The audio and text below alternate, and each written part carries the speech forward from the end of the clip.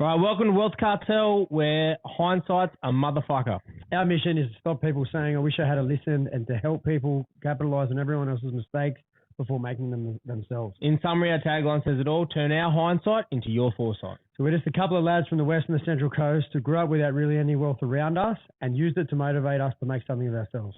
Along the way, mainly as we matured, we did a lot of things right, but more importantly, we made a lot of mistakes. A lot of mistakes that could have been avoided by not being know-it-alls and actually listening to what others had told us instead of thinking, no, not me.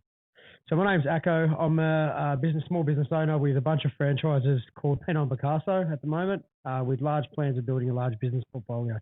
I'm Kingy. I'm a financial advisor looking to break the mold on what good advice should look like and start teaching people how to enjoy life to the fullest while also planning for tomorrow out of my business, 3 Kings Wealth Management.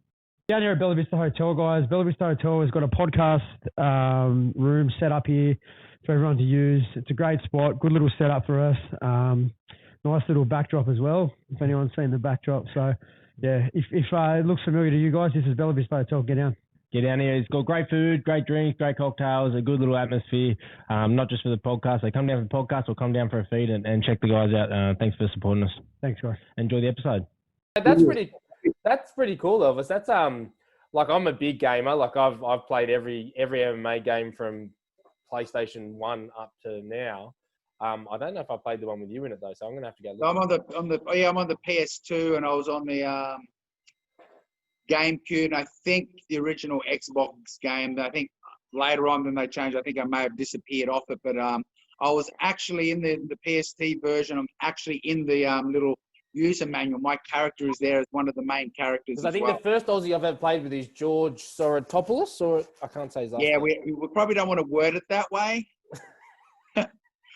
Just keep your hands to yourself. And that's George Soratopoulos, who's actually a good friend of mine, based in Melbourne now. He's got his own gym down there as well. Hope he's doing okay with now they're coming out of lockdown. George Soratopoulos, really nice guy, obviously. He's a nice guy, isn't he? The first UFC house here in Australia, so that was pretty cool. Yeah, mate. So we're going to go into a bit more on the hindsight stuff, and I'll give you a bit of an insight into what we do. So we've created this triangle. We call it the happiness triangle, and essentially, because the key to life, we've been, the society sort of portrays life that the more money you have, the better you are, and we know that's not the case. The happier you are. We try and focus on happiness. That's all that matters, right? When you have $0 and you're happy, that's what matters. And the 3 key points that really influence how happy you are is money. You've got to have money to some level. Absolutely. I mean, you can be happy, but it's hard to be happy with nothing. That's right. So money, health, obviously you got to be healthy, and then lifestyle, right? You got to be able to live your life to be able to enjoy it. So we talk about those key things, and they're the 3 sort of the things that we notice across the life. You sort of learn how to balance each one according to what stage of your life you're going through to create that happiness. We're going to start with the first one being money. If you could go back in time, whether it was something you did well or something you would change, what's some big, it's not, and we're not saying financial advice, that's my domain. That's what I do that for a job, but just from a personal perspective, something that you sort of look back and whether it was a mistake or something you did well, what's something you pass on as a lesson around money that really either helped you or you wish you did to get ahead better to where you are now?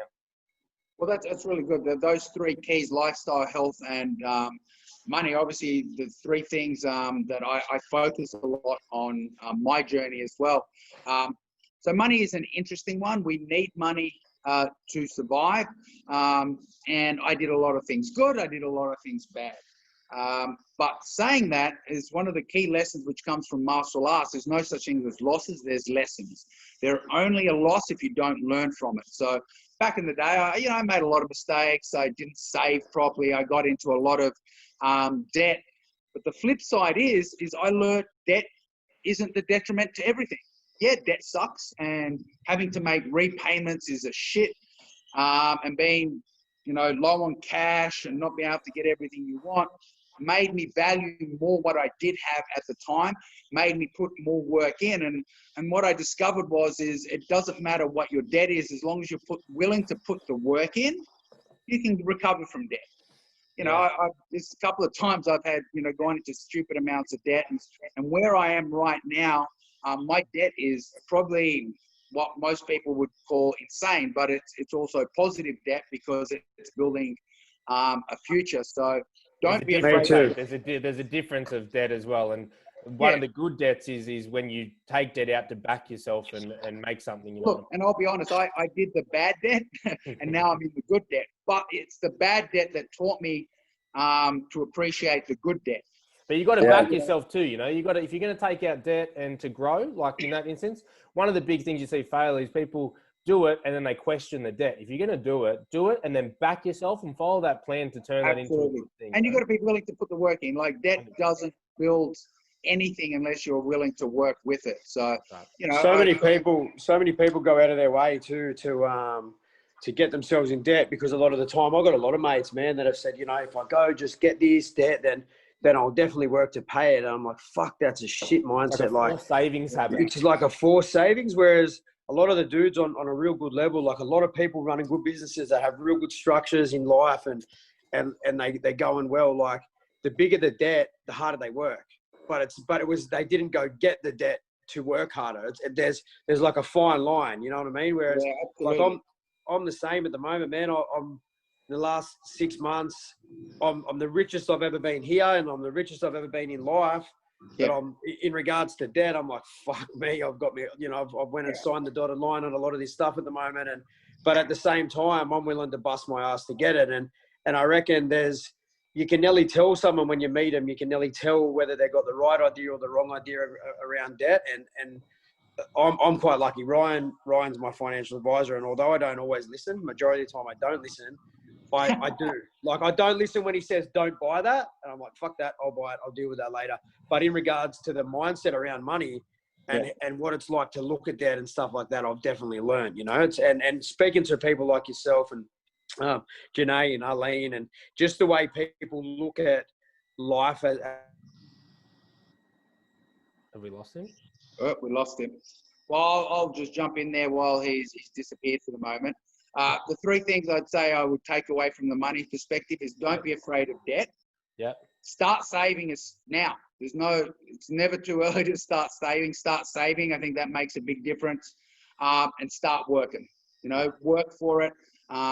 Money doesn't just fall into your hands. It doesn't matter how successful or how good you think you are. If you're not working for it, you're not going to make it. Don't be afraid of debt. Start saving and make sure you're working for it. Yeah, 100%. I like that. That is good. And we do, you know, we obviously have to preface that this isn't financial advice. This is solely your perspective. Journey. That's right.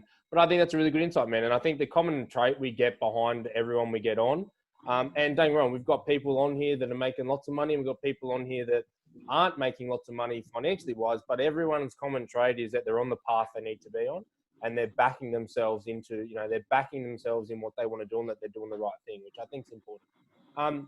Moving on from the money chat, so the next one's health. One of the biggest ones, you know, and I'm really interested with this because this is your domain, but also people forget, like I'm ex-military myself, and one of the commonalities between, I think, you know, footy players, military and fighters is the beating our bodies take, you know, and what we do. And you learn very quickly, especially as you get older, what works and what doesn't for the longevity. I'm very interested here from both a physical and a mental aspect. What are some things around health that you would pass on that you did well or that you didn't, that, you know, you wish you could go back and fix on for today? Yeah, of course. And again, some of it's going to cross over to lifestyle, because I think health and lifestyle are intrinsically linked. 100%. Again, one of the things I learned is, you know, eat whole foods.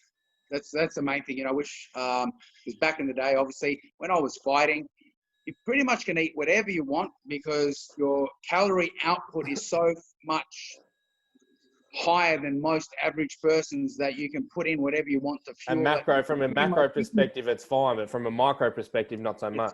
Exactly. So you want to, you know, focus on quality foods, whole foods. Stay away from the processed foods, the seed oils, that sort of thing. As you were mentioning, one of the things I wish I did more of, and which was really important, is recovery. I think recovery is one of the most important elements of health. I think a lot of fighters overlook recovery. They focus on the training, not so much the recovery. And again, that's one of the things I've really implemented here at King's Academy. We have a hyperbaric oxygen chamber here. We have ice baths. We have a sauna. We have hot yoga classes, as well as your strength and conditioning room and all your martial arts classes, your boxing, your wrestling, your MMA, your jiu-jitsu. So I try and make sure the facility has a good balance of both training and recovery, because, you know, I wish I'd done more recovery coming through my career. And probably the biggest lesson I've learned is when you get injured, deal with it straight away. And deal with it properly. That's a mistake I made, and I now have a jacked shoulder because back in the early days, I had an injury. I'm like, yeah, I'll be fine. I can push through it.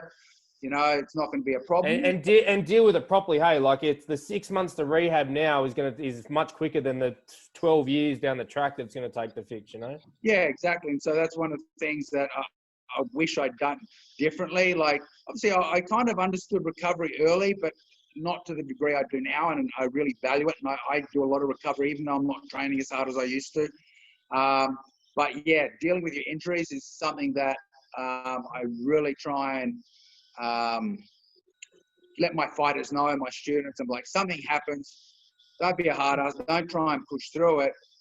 You know, get off, ice it, get it checked, get a doctor, a physio, specialist advice, find out what the problem is, get it fixed, deal with it now so you don't have to deal with it later. Yeah, 100%. And I think it's I'm 30 this year, and you know I've been training since I was 15, and we all take for granted, like when you're younger, I think one of the biggest most underestimated thing is age. I think heavily. Like I used to just go into the gym and I could pump out all kinds. I could fight, I could do whatever, I could roll, I could hit pads, I could do anything, no warm up. Now I'm warming up for my warm-ups, you know what I mean? Like, I have to, and everyone would say the same to me when I was younger, mate, you've got to do whatever, I'm different, you know, I'm an animal, I'm different. But it just, I think it is so you hear people that don't even train as they get older, I'm struggling to get out of bed, and you think, you're weak, you know, you're weak, you don't train, you're that, but it's so true, you know, you got to, and one of the things is if half the reason we get that way so much as we get older is because we trashed ourselves so much at the start, you know? Oh, absolutely, yeah. And that's something I wish I did, because I used to do some 3 sessions a day and no warm up, and now I'm like I've got to warm up to get my warm up in. That's ridiculous. I got to warm up to get out of bed. But seriously, like, yeah, you're right. You know, it's important. It goes with the balance of the recovery. You got to warm up, you do your training, and then you recover afterwards. You know, next year I turn 50, and I'm still pumping out. I'm still competing internationally. I'm still on the match teaching and training. And if you look after yourself, you can keep going. As I said, I did make a few mistakes mid-career that I wish I could have fixed up. But you know what? I've taken it as it is. I'm now working with it, and I'm ensuring I'm doing the right things so I can keep going well beyond 50. What about fighters these days? I find heavily, because it's such it can be more of a career now, and because there's so much more emphasis on the fighting. I will apologize for Dan here. His computer's playing up. He won't be able jumping back on. Yeah, that's cool. But one of the things I notice is with the career of it being, there's so much more pressure on fighters now. You know, back in the day, it was kind of just a hobby that you're lucky to get paid for at some point. Yeah, pretty much. Well, yeah, it's like the same as footy players and stuff. You know, back in the day, the same thing. And there's a lot more pressure now, which I'm finding is a lot more mental health. What are some things around mental health that you pass on to your fighters, or that you did yourself that you think is important? Because that's a huge part of fighters these days. Well, I mean, as I said, part of it was obviously, as I mentioned at the start, getting in the right mindset before your training. So, you know, getting yourself in the mood, prepared to train. You go out there, you're willing to train, focus on the training. But part of mindset is also recovery. Yeah. So if you're not letting yourself recover, it then becomes hard to set yourself up to get into the mindset to train. Because if you're feeling sore and tired and injured, do you really want to? But then you push through it and it gets worse, and that affects your mindset, you know. So making sure that, like you said, warm up, get into the mood, focus for your training, come in, do your training. Once your training's done, relax, recover, do what you have to, do your sauna, do your cold shower, do your protein, your BCAAs, do all that sort of stuff. You have an injury, go get it fixed. Because again, if you solve these problems before they become real problems, they don't become mental issues. If you let it build up, that's when, you know, mental issues become an issue. And it also becomes important to set aside time to do things. Okay. If you're having the problem of you're not consistent, so one of the most important things that as a fighter was routine. I made routine, so I don't even think about it. I get up this time, I do this thing, I do that, and that included my training. When training's a routine, you don't miss it. Yeah. Okay. When it's all over the place, then it kind of gets a bit messy and things like that. And again, going back to what I said earlier, it's important to have a good support network. So that means having a good manager, having a good coach, good training partners. So when things aren't going well, you have people you can lean on, go to support. And I think that's the biggest part of mental health, because a lot of times people keep it within themselves and they don't have that support network there that are out there looking after them. And I think that's a great point, mate, because we were talking about, we just had Danielle Hayes on the podcast this morning, and we talked about women, a lot more women coming into fighting, and how, like that, one of the hardest things in the world to do is to step in, whether it's sparring or in a ring, is to step in front of someone and get punched in the face, right? It's a massive confrontational thing that and I think there's so many benefits for it long term. But when you have a fighter who that's what comes natural to them, that's what they're used to, the mental space, the stuff that's usually that other people deal with, okay, like adversity outside of the gym, I think it becomes really hard for the fighters because they're used to facing the hardest challenge most people would face, walking in front of someone, kicking you and punching you in the head with no issue. And it's really important they have that support network to help them through, because, to them, they're overcoming the stuff that's hard for everyone else. But then when these other things drip in, like adversity. I think it's because when you face adversity in the cage or ring, you can punch it back. Yeah, that's true. When you face adversity outside, you can't. You've got to actually accept the adversity. You can't deal with it the way you want to. You've got to work with it, not against it. And I think that's really important to have that support network, because sometimes, like, it doesn't, anyone who's like trained martial arts, like myself, you train martial arts, and it took me a long time, especially with the military, it took me a long time when something would happen and I couldn't just attack it, like I can't bash this thing up. How do I deal with it? And it's like you do need that support network, which it sounds like you guys have there, which is really good. And for everything we've heard, it's a really good network there for that to happen. So, mate, that's a good one. I think the next one we'll move on to is the lifestyle. What's the hard part here with this conversation we have with a lot of fighters is, and a lot of that is that the beauty is that you found something that's your passion, that you almost every day going to work is your lifestyle, right? But it is important to make sure that people who are watching this, who aren't fighters or whatever, regardless of what your lifestyle is, finding the balance is important. So what's something that you would go back, or what's your tips around lifestyle? So as I said, lifestyle and health are pretty much intertwined. So eating healthy helps with a good lifestyle, because you're going to have more energy, you feel better, you recover better. Setting routine for training is also important for setting routine for your personal life. Set time aside. So, I have time for my family. I make time each day for my family. I try and make time on the weekends to get out and do something. So I have a problem of sitting still. You probably haven't noticed, but I'm always, even here talking, I'm constantly moving. So for me to recover and rest, I don't do what normal people do. I don't just sit and relax. I actually go out, I get on the river and I kayak. Because what that allows me to do is when I feel antsy, I can just paddle. When I need to catch a breath, I just sit back and I just float. Yeah. Then I get antsy, I paddle. But I'm still away from everything, so I get to focus on myself, do my thing. So one, it's important to make time for yourself. I think it's important to get outdoors with nature, walk on the grass, barefoot, get in the sun. I think this is very important. Spend time with friends and family, because I think socializing and support network is important. And then again, enjoying what you do with your training. If you're not enjoying your training, you shouldn't be doing it. I think unlike a lot of other careers, you can go in, you don't have to love your IT, but you can go in and do it each day and it's fine. When your career is getting punched in the face, if you're not enjoying it, you shouldn't be doing it, because you're doing something not only that you don't enjoy, but that is causing damage. Yeah.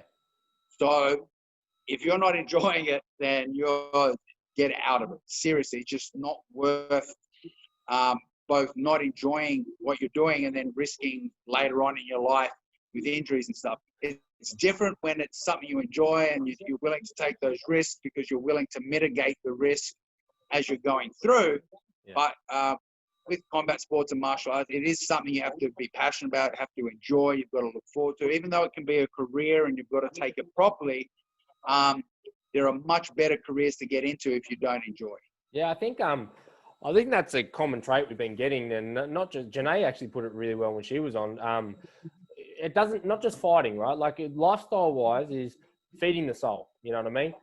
Trying to understand early on and soon, not doing anything that doesn't make you happy. Like that's the balance of lifestyle. And if, like you said, don't start fighting if you don't like fighting. If you're not enjoying it, you know what I mean? Like, and if you don't like going out on the beers with your mates on the weekend, stop doing it. You know what I mean? Stop feeding the soul with what it really wants. That's what lifestyle is all about. That's what makes you happy. I do think that you still have to do some things you don't like. Like I have to pay my BAS and my taxes, But that's not lifestyle, right? That comes into the other aspects. Lifestyle, that's not. Yeah, I know, but there's still things like there are always going to be things. Sometimes it's called compromise. You have to also be willing to compromise at times. Sometimes you got to go to those family dinners you don't really want to go to because it's important for your partner, or you've got to go to those meetings at work or whatever. And sometimes you've got to come in and do the overtime to make that money. So sometimes it is very important to understand that sometimes you are going to have to do things you don't like, and you're willing to compromise because it's going to give you the opportunity to focus on and do the things that you do. That's right. And we say that often. We say you can't always do what is your passion, but you should be always doing what supports your passion. So exactly. If you like traveling and you can't get paid well enough to travel, then you need to find a job you're good at that can pay you well enough that can support you to go and travel and support your passion. I think that's really good. Or you change your lifestyle so you're not spending as much money so you can save to travel. That's right. So everything you do, even if you don't like it, you should be looking at how it can support that passion or that stuff you like. And this also comes down to something, one of my most important sayings I've carried with me for most of my life is enjoy the small things in life. Yeah. What makes you happy is those big things, is that holiday, buying that car, you're only going to be happy 2 or 3 times a year. Whereas if you enjoy the laugh of a child, the playing with your dogs, catching up with your friends, if you enjoy the little things, then every single day you're doing things that make you happy. Doesn't mean you can't enjoy the big things, but don't make that your focus on being happy. Yeah, 100%. 100%. I love that. And actually, I think you've just answered the next question. So the next question was, if you could summarize it all up to a younger you, say something to a young you in a way that you would listen, what would be the thing you'd say to you? That's a good one, but do you have anything else, like a quote or anything you'd go back and say? That pretty much covers it, just enjoy the small things. And again, it all comes into putting it all together. That's really trying to find that balance of making money, staying healthy and having a good lifestyle, doing the things I love, but compromising and doing the things I don't always enjoy so I can do the things I love. It comes to, again, so it's what we do in fighting is do something, evaluate, adjust, and then do it again. Do something, evaluate, adjust, and do it again. And that's just something that's going to go through your whole life. It's what fighters do every time they fight. They go out there, they do a training camp, they prepare, they fight, they evaluate, they adjust, they do their training camp, they go out and fight, they evaluate. And you do that with everything in life, whether it's paying off your house, organizing that trip overseas, making friends. Because sometimes we make friends and that's not always the best choice of friends. And you've got to sit back, look, evaluate, are they giving me the value that I want out of life and keeping me happy, or is it a drain on me? And people, just like objects, can be a drain, and you've got to be willing to evaluate and adjust. I like that. That's a really good one. Mate, thank you heaps for that. Now you've gone through the hard yard, so we want you to give yourself a plug. What are you doing now? Who do you want to connect with that you can help or that can help you? And what's next for yourself and King's Academy? Well, as I said, been running King's Academy. It's really going great. Obviously, I think a lot of people out there have struggled with COVID, and I think people are really valuing the ability to get back out there and train and get fit and look after their health. I think COVID really highlighted that COVID is a disease of health. If you have poor health, you're poorly or greatly affected by COVID. If you are healthy, strong, fit, it's another cold or flu. So I think it's highlighted health and the importance of it. And, you know, we're here to help people. And as I said, we would like to have that balance of training and recovery. We like to look at all aspects of it. You know, so if you want to come and train, come and join us. If you're not in our area, find a good academy that is, that's out there to support you and help you on your journey. I'm really excited with what King's doing. Next year, I'll be opening up my own UFC gym, so I'm excited for that. That'll be in Campbelltown in MacArthur Square, so that's another project I'm really looking forward to. And as always, I'm always dipping my hand in something different, and I'm working with IMAF now, the International Mixed Martial Arts Amateur Federation, to help them build up the amateur program here in Australia for amateur MMA fighters. We're going to be starting a Wimp to Warrior program, which is designed to bring MMA training and fighting to the average Joe. So we match them up with, you know, office workers against other office workers and give them a chance to train and prepare. So I'm just doing my best to kind of bring the value of martial arts and health to everyone out there. Beautiful. And is there any specific businesses you're looking to connect with, or you got your team sorted at the moment? You're good to go? No, I'm pretty much moving ahead. I'm always looking at an opportunity. If anyone thinks they've got an opportunity or something that may work well with me, get in touch. I'm easy to find. I'm all over social media, whether it's my webpage, the UFC Gym, King's Academy. Very easy to just type my name in, and you'll get in touch with me, whether it's Facebook, Instagram. I'm on Twitter all the time. Same with our Facebook page and all that sort of stuff. So beautiful, mate. Mate, we appreciate you coming on. Thank you very much. We'll send you across the drop. This will drop next week. So if you need to get in touch with Elvis, make sure we'll tag you and everything, tag all the stuff, go reach out. But mate, thanks again for coming on. It's been a pleasure. And I also like to finish the way I started. It's good to be the king. Thanks, champion.